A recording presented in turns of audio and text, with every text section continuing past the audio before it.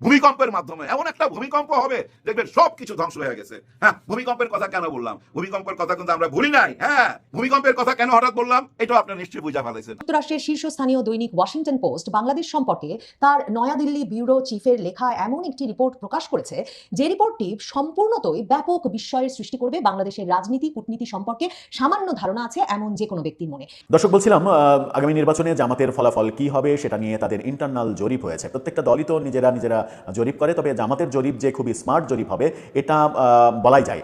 এটা নিয়ে সন্দেহ প্রকাশ করার কোনো কারণ নেই, কারণ রাজনৈতিক দল হিসেবে কৌশল মানে ভোটের কৌশল এবং ভোটের রাজনীতিতে জামাত অন্য সবার চাইতে এগিয়ে আছে, যে কথাই বলুক না কেন। মার্কিন কূটনীতি কিভাবে গোপনে 4 জন বাংলাদেশি নারী সাংবাদিককে নসিহত করছেন যে তারা জামাতকে বন্ধু বানাতে চান, জামাতের সঙ্গে কাজ করতে চান, এবং বিএনপি ক্ষমতায় আসলে দুর্নীতির কারণে নিজেরাই ধ্বংস করে ফেলবে। যুক্তরাষ্ট্রের শীর্ষস্থানীয় দৈনিক ওয়াশিংটন পোস্ট বাংলাদেশ সম্পর্কে তার নয়াদিল্লি ব্যুরো চিফের লেখা এমন একটি রিপোর্ট প্রকাশ করেছে, যে রিপোর্টটি সম্পূর্ণতই ব্যাপক বিস্ময়ের সৃষ্টি করবে বাংলাদেশের রাজনীতি কূটনীতি সম্পর্কে সামান্য ধারণা আছে এমন যে কোনো ব্যক্তির মনে।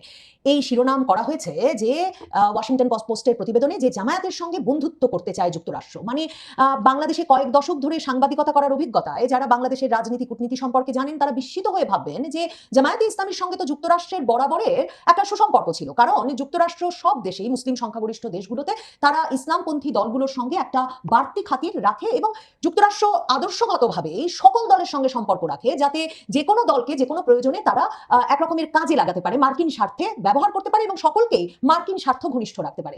বিশেষ করে বাংলাদেশের মতো দেশগুলোতে, যেগুলোতে খুবই প্রভাবশালী সেকুলার বিশ্বাসী দল আছে, মানে ধর্মভিত্তিক দল নয়, এমন সেকুলার আদর্শে বিশ্বাসী দল আছে, যেমন ধরেন আওয়ামী লীগের মতো দল আছে। যেহেতু মার্কিন যুক্তরাষ্ট্র সেকুলার দলগুলোকে অনেক ক্ষেত্রেই রাশিয়া ঘনিষ্ঠ, বাম ঘনিষ্ঠ হিসেবে ভাবে, সেসব ক্ষেত্রে সেসব দেশে আরো বেশি বেশি করে তারা ইসলামপন্থী দলগুলোর সঙ্গে সম্পর্ক রাখে। এবং বাংলাদেশে সেই 80-90 এর দশক থেকে, মানে জামায়াতে ইসলামী যখন থেকে রাজনীতিতে সক্রিয় হয়েছে, মার্কিন যুক্তরাষ্ট্রের সঙ্গে তাদের ঘনিষ্ঠতার একটা বড় জায়গা ছিল এই, যে জামায়াতে ইসলামী এক রকমের বিপ্লবের মাধ্যমে, ইসলামী বিপ্লবের মাধ্যমে ইসলাম প্রতিষ্ঠা করতে চায় না, তারা ভোটে বিশ্বাস করে, রাজনীতিতে বিশ্বাস করে, তারা সংবিধানে বিশ্বাস করে। সেরকম একটা দল বলেই জামায়াতে ইসলামীকে মার্কিন যুক্তরাষ্ট্র চিরকাল তার ঘনিষ্ঠতার মধ্যেই রেখেছে। কাজেই চমকে উঠতেই হয় যে জামায়াতের সঙ্গে বন্ধুত্ব করতে চায় যুক্তরাষ্ট্র, হঠাৎ করে ওয়াশিংটন পোস্ট এমন একটা শিরোনাম করার প্রয়োজন বোধ করলো কেন? বিস্ময় আরো বাড়ে যখন দেখা যায় এই পুরো রিপোর্টটি সাজানো হয়েছে একটা গোপন রেকর্ডের উপর ভিত্তি করে, যেই রেকর্ডিংটা খোদ ঢাকার মার্কিন দূতাবাসে বসে একজন কূটনীতিক যখন কথা বলছিলেন সামনে বসা কয়েকজন সাংবাদিকের সঙ্গে, এই রিপোর্ট বলছে কয়েকজন নারী সাংবাদিকের সঙ্গে, তখন ওই গোপন রেকর্ডটি করা হয়েছে মার্কিন দূতাবাসে বসে, এবং তারপর সেই রেকর্ডটি ছড়িয়ে দেওয়া হয়েছে যুক্তরাজ্য প্রবাসী আল জাজিরার অনুসন্ধানী সাংবাদিক জুলকারনাইন সায়ের, যিনি স্পষ্টতই ভীষণভাবে জামায়াতে ইসলামী বিরোধী এবং বিএনপি পন্থী সেই ব্যক্তি জুলকারনাইন সায়ের, যার কাছে কিনা হাদির হত্যাকারী কারা সবার আগে সে খবর পৌঁছে গেল, যার কাছে কিনা হাদির হত্যাকারীরা ভারতে সে খবর সবার আগে পৌঁছে গেল, ছবি সহ, যে বিষয়গুলো এখন পর্যন্ত বাংলাদেশের আইন শৃঙ্খলা বাহিনী নিশ্চিত করতে পারেনি, সেই জুলকারনাইন সায়ের কাছেই নাকি মার্কিন দূতাবাসের এই আলাপচারিতার রেকর্ডটিও পৌঁছে গিয়েছিল, এবং তিনি সেটা ওয়াশিংটন পোস্টের হাতে তুলে দিয়েছেন। জুলকারনাইন সায়ের নিজেই সেটা ফেসবুক পোস্টে দাবি করছেন। ভাবুন তো, মার্কিন যুক্তরাষ্ট্রের দূতাবাসে আমন্ত্রিত অতিথি হয়ে গিয়ে কোনো একজন রেকর্ড করছেন একটা অনানুষ্ঠানিক আলাপচারিতা, একে সেটা সাংবাদিকতার ভীষণভাবে নীতিবিরুদ্ধ। কাজেই বাংলাদেশের কোন সাংবাদিক মার্কিন দূতাবাসে বসে এমন একটা নীতিবিরুদ্ধ কাজ করলেন, সেটা একটা প্রশ্ন। দ্বিতীয় প্রশ্ন, মার্কিন দূতাবাস এমন 3-4-5 জনের উপস্থিতির একটা রেকর্ড যদি তাদের অনিচ্ছায় সত্যি সত্যি ফাঁস হয়ে যেত, তাহলে কি সেই ব্যক্তিকে চিহ্নিত করতে তাদের খুব অসুবিধা হতো? সেই ব্যক্তির পক্ষে মার্কিন প্রশাসনের আর কোনো রকম আমন্ত্রণ পাওয়া, মার্কিন কূটনীতিকদের সঙ্গে আর কোনো সম্পর্ক রাখা সম্ভব হতো?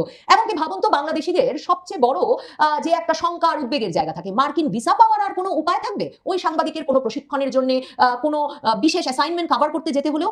এমন একটা দুঃসাহসী কাজ কিংবা সাংবাদিকতার নীতিবিরুদ্ধ কাজ মার্কিন কূটনীতিকের সঙ্গে আলাপ শেষে একজন বাংলাদেশি সাংবাদিক কেন করবেন? একমাত্র এর ব্যাখ্যা হতে পারে এটাই, যে মার্কিন দূতাবাস খোদ নিজে এই রেকর্ডিংটা ছড়িয়ে দিয়েছে। কারণ এই রেকর্ডিং এর ভেতরে যা আছে সেটা যদি মনোযোগ দিয়ে বিশ্লেষণ করেন, তাহলে বুঝতে বাকি থাকে না যে যুক্তরাষ্ট্র জামায়াতের বন্ধু হতে চাইছে, কারণ জামায়াত এবার দারুণ ফল করবে নির্বাচনে, এটা বলে এই প্রতিবেদনটি সাজানো হলেও আসলে এই প্রতিবেদনে ভয় দেখানো হচ্ছে যে জামায়াতে ইসলামী এলে শরিয়া আইন চলে আসতে পারে, শরিয়া আইন চলে এলে মার্কিন যুক্তরাষ্ট্র 100% শুল্ক আরোপ করে দিতে পারে বাংলাদেশের অর্থনীতির উপর, এবং তাহলে বাংলাদেশের অর্থনীতি একেবারে শেষ হয়ে যাবে। মানে এমন সব ছেলে মানুষের কথা কোন কূটনীতিক, কোন পর্যায়ের কূটনীতিক বাংলাদেশের সাংবাদিকদের সঙ্গে বলছিলেন?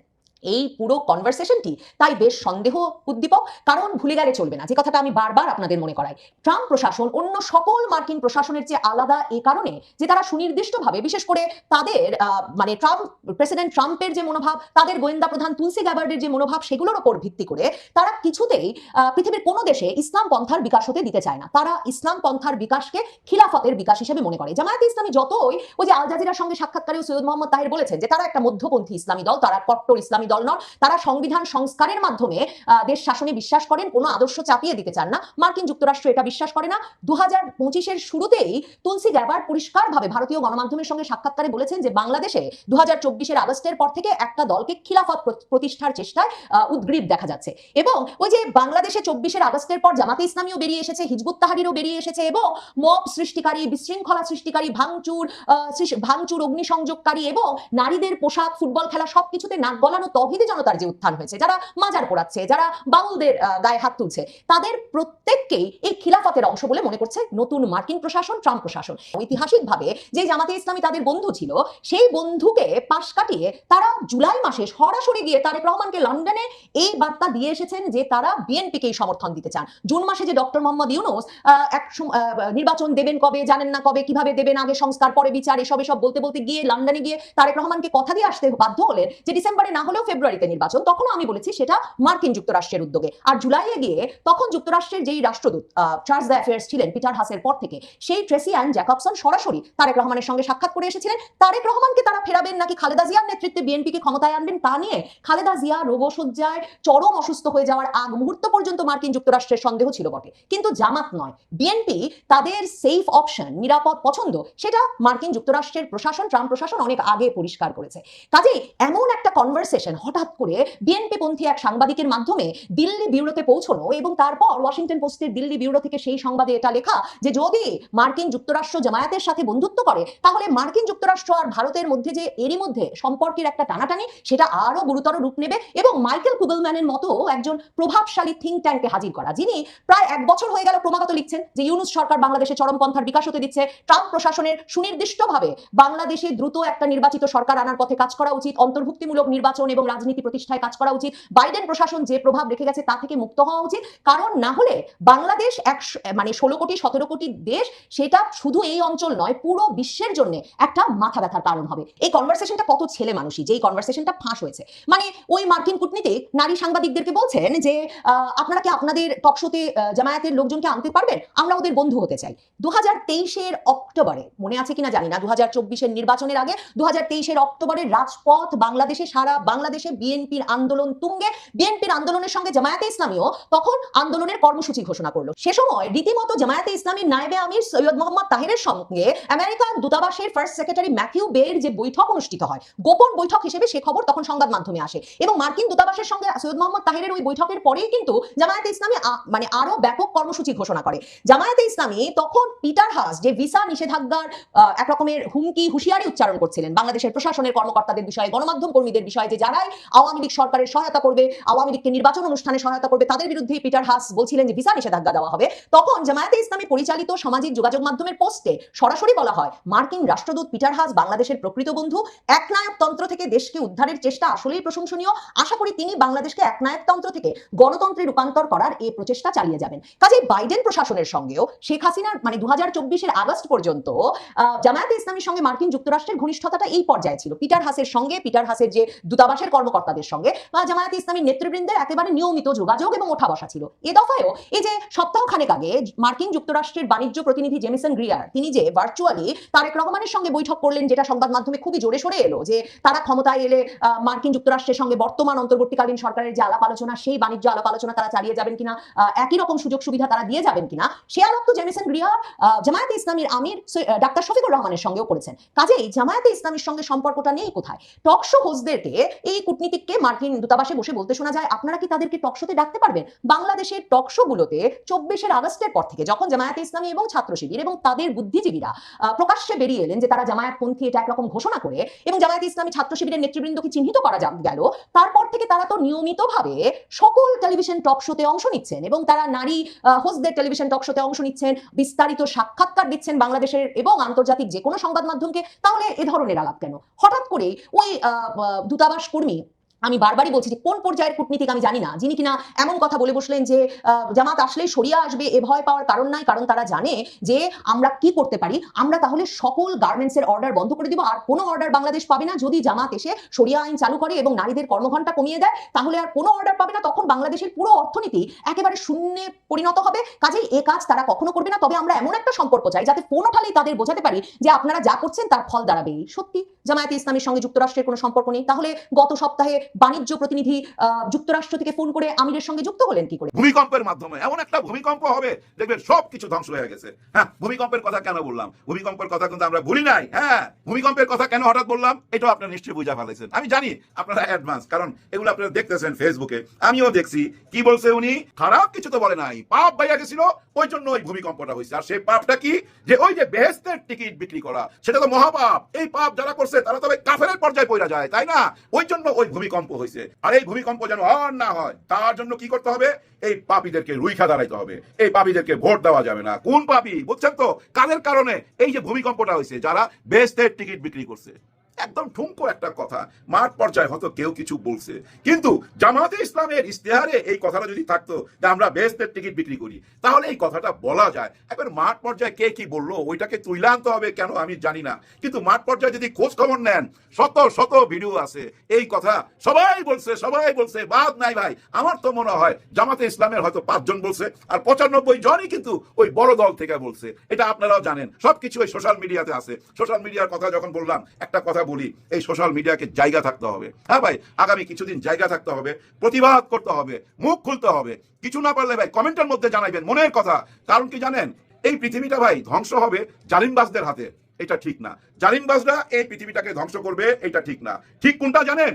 যারা এই জালিমবাজের জুলুম দেখা মুখ বন্ধ করে ছিল, প্রতিবাদ করে নাই, কোনো কথা বলে নাই, মুখ খুলে নাই, এই জুলুমবাজদের জুলুম দেখা যারা মুখ বন্ধ করে ছিল, তাদের কারণে এই পৃথিবীটা ধ্বংস হবে, এটা মনে রাখেন। যার জন্য প্রতিবাদ করতে হবে।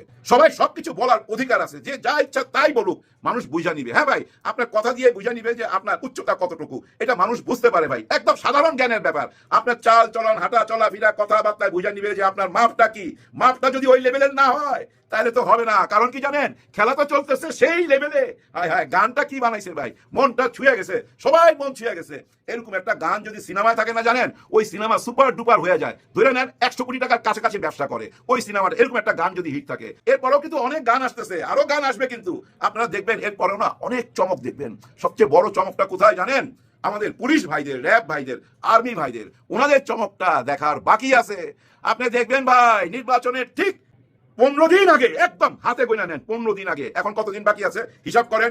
15 দিন আগে ভাই এমন ভাবে ধর পাকড় আরম্ভ হবে না ভাই, লুঙ্গি খুঁজা পালাইতে হবে, কেউ টিকতে পারবেন না। যার নামে ওয়ারেন্ট আছে সেও ধরা খাবে, এবং ওই গোয়েন্দা রিপোর্ট আছে যার নামে সেও ধরা খাবেন। যার জন্য দেখেন অনেকেই এখন সামনে এসে বলতেছে, কে বলতেছে?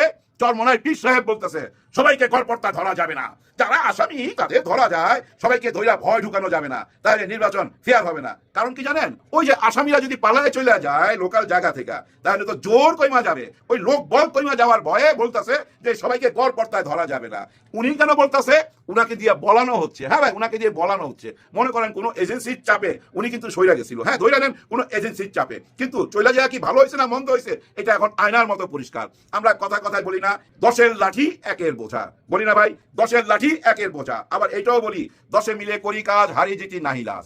কখনই কি আমরা বলি 11-র লাঠি 1-এর বোঝা, বা 11 জন মিলে করি কাজ, হারি জিতি নাহি লাজ?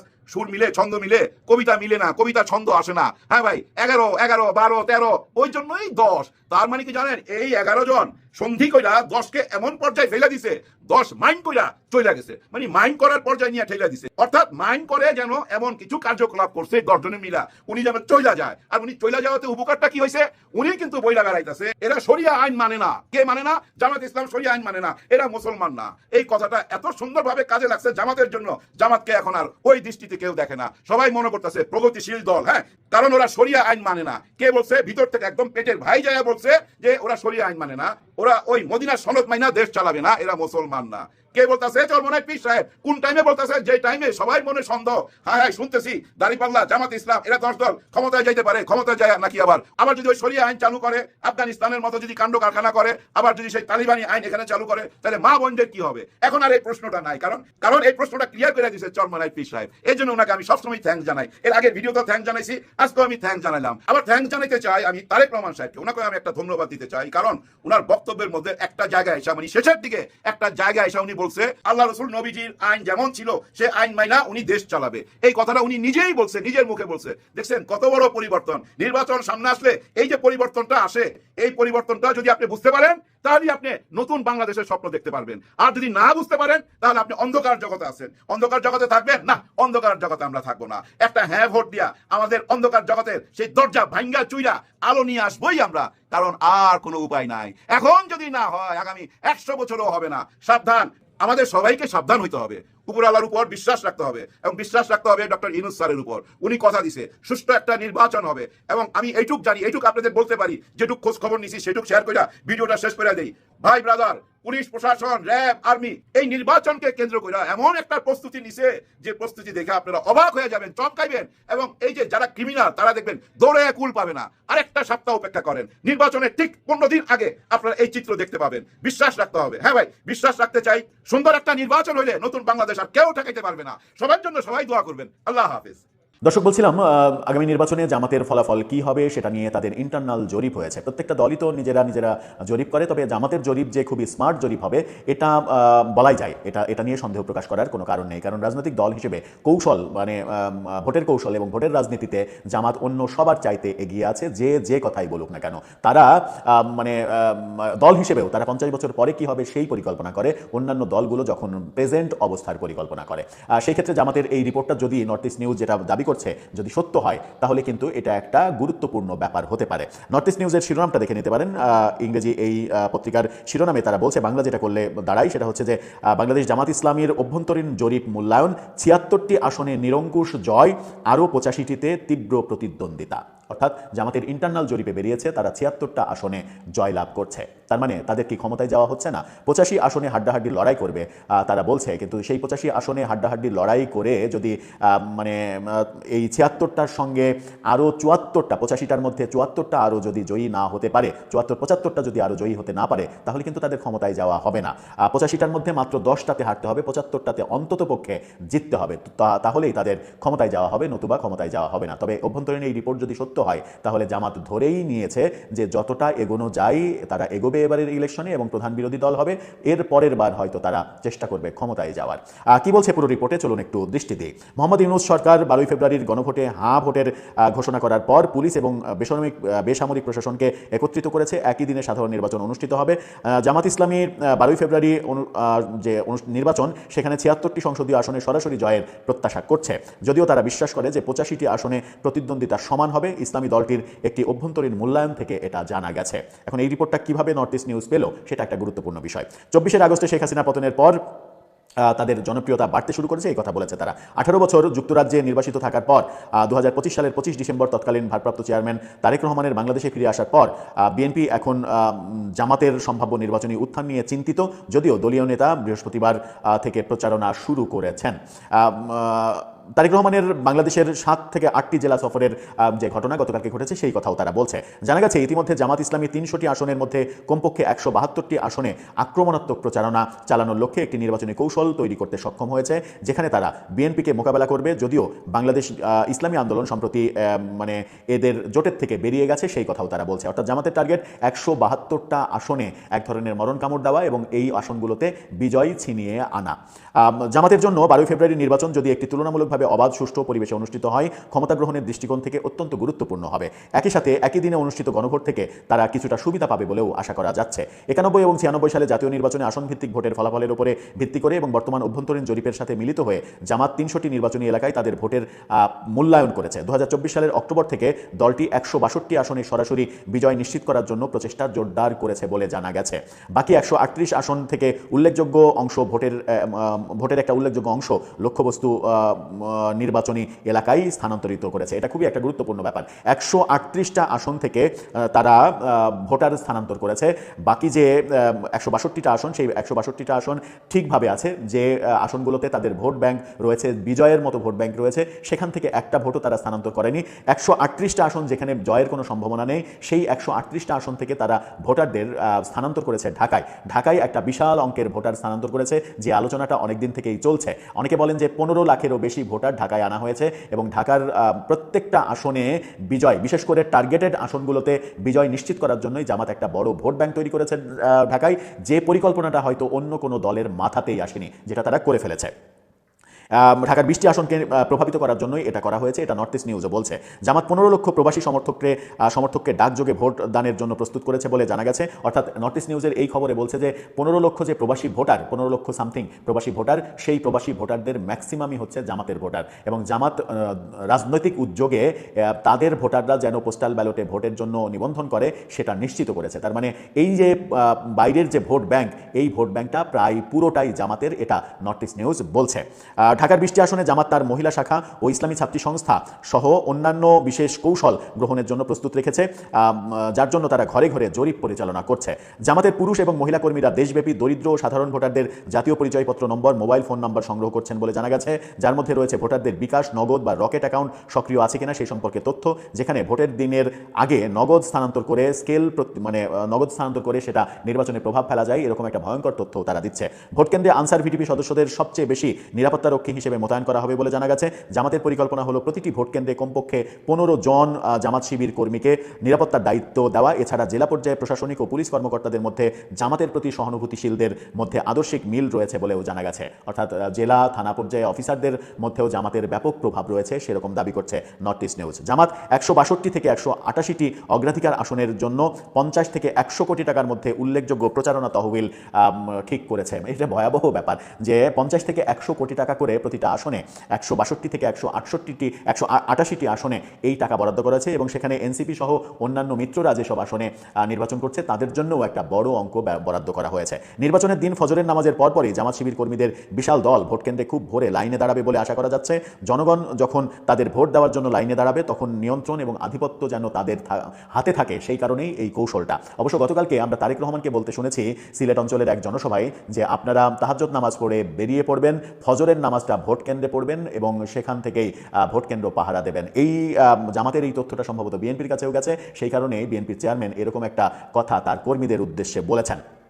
এদিকে কৌশলগত কারণে ঢাকা বিশ্ববিদ্যালয় এবং 5টি পাবলিক বিশ্ববিদ্যালয়ের সাম্প্রতিক যে ইলেকশন, ছাত্র সংসদ ইলেকশন, জামাতের ছাত্র সংগঠন বড় ধরনের জয়লাভ করেছে। 12 ফেব্রুয়ারি নির্বাচনের জন্য একই ধরনের ক্ষুদ্র স্তরের কৌশল প্রয়োগ করা আর পরিকল্পনা তারা করছে। গত কয়েক বছরে জামাতের ভোটের হার উল্লেখযোগ্যভাবে বৃদ্ধি পেয়েছে। যদিও দলটি জেলা, ইউনিয়ন ও গ্রাম পর্যায়ে যথেষ্ট সুসংগঠিত, বিএনপিকে 90টিরও বেশি বিদ্রোহী প্রার্থীর সাথে লড়াই করতে যখন হচ্ছে, এখানে বলছে যে বিএনপির 90টিরও বেশি বিদ্রোহী প্রার্থী। আমরা জানি 70 থেকে 75টা জায়গায় বিএনপির বিদ্রোহী প্রার্থী রয়েছে, যেটা বিএনপির জন্য গলার কাঁটা হতে পারে। সেটা আমরা আগের একটা ভিডিওতে আলোচনা করেছি। সেই কথাও এখানে বলা হচ্ছে যে বিএনপি যখন বিদ্রোহী প্রার্থীদের সঙ্গে লড়াই করতে ব্যস্ত থাকবে, জামাত যখন কোনো ধরনের বিদ্রোহী ছাড়া নিশ্চিন্তে ভোটের কাজ করে যাবে। এই দিক থেকে জামাত একটু এগিয়ে থাকবে। গণভোটের ক্ষেত্রে ইউনূসের নেতৃত্বাধীন অন্তর্বর্তী সরকার ফলাফল নিশ্চিত করার জন্য প্রধান অংশীদার হিসেবে গুরুত্বপূর্ণ ভূমিকা পালন করছে। গণভোটের মাধ্যমে সরকার সাংবিধানিক সংশোধন, রাষ্ট্রপতির ক্ষমতা বৃদ্ধি এবং পরবর্তী রাষ্ট্রপতি হিসেবে ইউনূসকে নির্বাচিত করার পথ প্রশস্ত হতে পারে। অর্থাৎ এরা এই কথাও বলছে যে গণভোটের পর আগামীতে প্রফেসর ইউনূস রাষ্ট্রপতি হতে পারেন, এরকম একটা কথাও বলছে। সব মিলিয়ে নর্থ ইস্ট নিউজ যে খবরগুলো দিচ্ছে সেই খবরগুলো কিন্তু ভয়াবহ খবর, অন্তরালের খবর। যদিও জানি না এই খবরটা সত্য মিথ্যা কি, তবে তারা দাবি করছে এটা। এবং তারা এই খবরের এত গভীরের যে আলোচনাগুলো, সেই আলোচনাগুলো যদি বাদও দিই, তাহলে জামাতের প্রস্তুতি সম্পর্কে তারা যেটা বলছে যে 76টা আসনে নিশ্চিত জয়লাভের ব্যাপারে তারা খোঁজ পেয়েছে এবং তারা জরিপ করে দেখেছে যে 76টা আসনে তারা জয়লাভ করছে এবং বাকি 85টা আসনে তারা হাড্ডাহাড্ডি লড়াই করবে। তার মানে তাদের জরিপে উঠে এসেছে যে তারা ক্ষমতায় যাচ্ছে না। কিন্তু নির্বাচনের এখনো বেশ কিছুদিন বাকি, এখনো গণেশ উল্টে যাওয়ার সম্ভাবনা যে নেই সেটা কিন্তু বলা যায় না। সেই ক্ষেত্রে বিএনপিকে বড় চ্যালেঞ্জ মোকাবেলা করতে হবে এবং জামাতের সাংগঠনিক কৌশলের কাছে বিএনপিকে এগিয়ে যেতে হলে বিএনপির সাংগঠনিক কৌশল আরও অনেক স্মার্ট হতে হবে, আরও অনেক বেশি ধুরন্ধর কৌশলে এগিয়ে যেতে হবে। দর্শক, সব মিলে আপনার কি মনে হয়, যদি শেষ পর্যন্ত ইলেকশনটা হয় তাহলে কি নর্থ ইস্ট নিউজের এই ভাষ্যই সত্য হবে? যদি জামাত 76টা 70 থেকে 80টা আসন পায় তাহলে তো তারা বিরোধী দলে যাচ্ছে, সেই ক্ষেত্রে জাতীয় পার্টির অবস্থান কি হবে সেটাও একটা গুরুত্বপূর্ণ ব্যাপার। আপনার মতামত জানিয়ে